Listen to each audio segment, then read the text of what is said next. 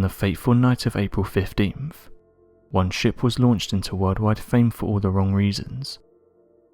Known as the Titanic, this unsinkable ship was going on its first luxury maiden voyage across the Atlantic Ocean, carrying over 2,200 passengers and crew. The hull was known as the largest movable man-made structure in the entire world, and over 100,000 people gathered to watch it set sail. Little did they know the ship was doomed to sink beneath the icy depths a few days later. It all took place on a calm, moonless night. Everything was well until a lookout suddenly spotted an iceberg in the distance. The engines were quickly reversed, but it was already too late.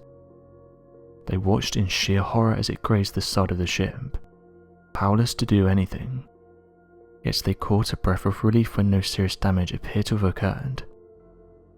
What the crew and passengers did not know yet was that below the waterline, the iceberg had created a jagged 300-foot slash across the hull. By the time they realized, seawater had already entered over 5 compartments. At that moment, the captain knew the unsinkable ship was going to sink.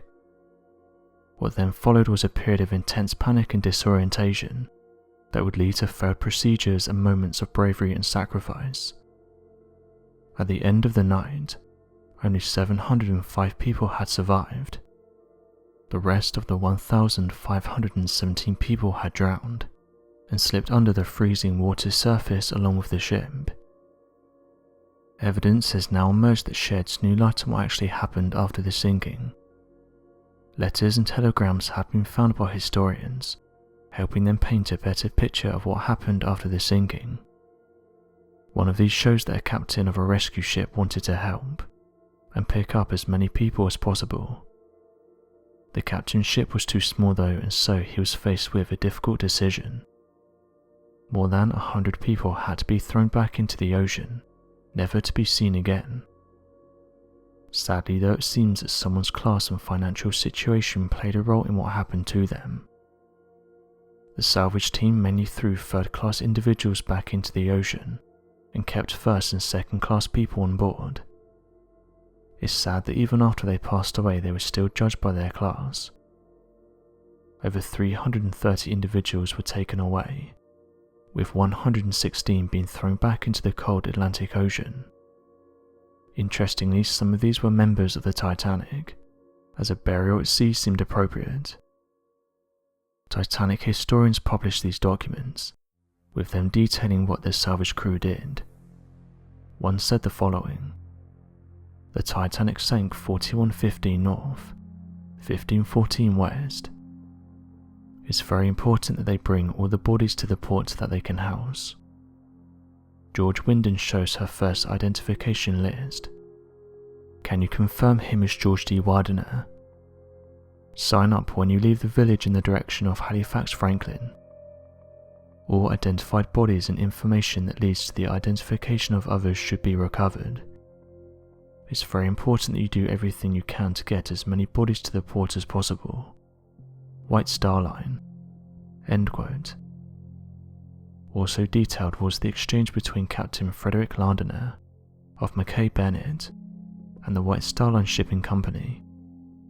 It reads as follows: "Wouldn't it be better to bury all the bodies at sea unless the relatives want to bury their relatives?"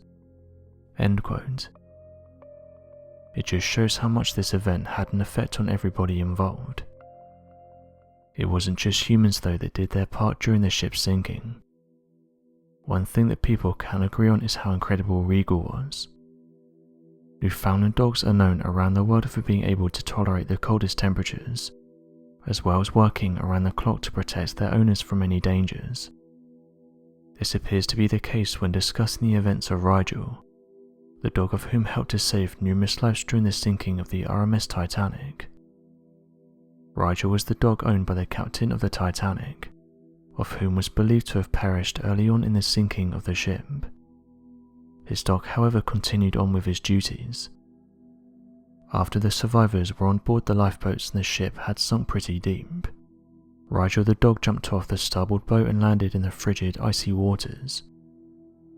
Many of those in lifeboats remember seeing Rigel swimming around, almost as if completely unaffected by the temperature. He would doggy paddle his way onto the floating debris or beside lifeboats, where he could get a moment's rest.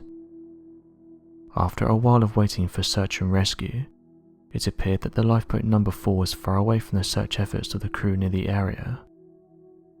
As the Carpathia ship came into the region, the crew of which would come across the majority of the survivors, it appeared that lifeboat 4 had begun to drift under the bows of the ship, and was at risk of being run down.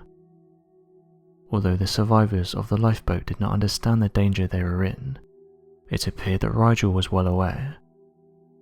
He quickly began barking and alerting the crew of the Carpathia as loudly as he could, whereas the survivors on the lifeboat couldn't shout, as they were far too weak.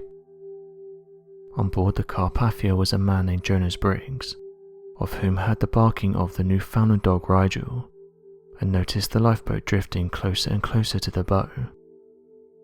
He signalled for the boat to turn and the survivors were met with the crew. Rigel would later be adopted by Jonas Briggs, and would live out the rest of his life in a home in Scotland, and would live to an old age. To summarise and conclude, we must ask ourselves, what does this all mean, and why was the RMS Titanic doomed to sink from the start? Some would argue that because the ice warnings given on the day prior to the collision were ignored, this meant that the crew were unable to react and turn the ship accordingly with enough time, making this event unpreventable. This theory is sustained further by the fact that the binoculars, equipped with night vision technology, that the outlooks needed were left at Southampton in an accidental mix-up. This left them without the ability to see in the dark, and therefore they spotted the iceberg too late. So what do you make of these Titanic discoveries? Be sure to leave your questions and answers in the comment section below, and help us to grow this community while working to solve these unexplained mysteries. Thank you for watching, and don't forget to subscribe for more videos.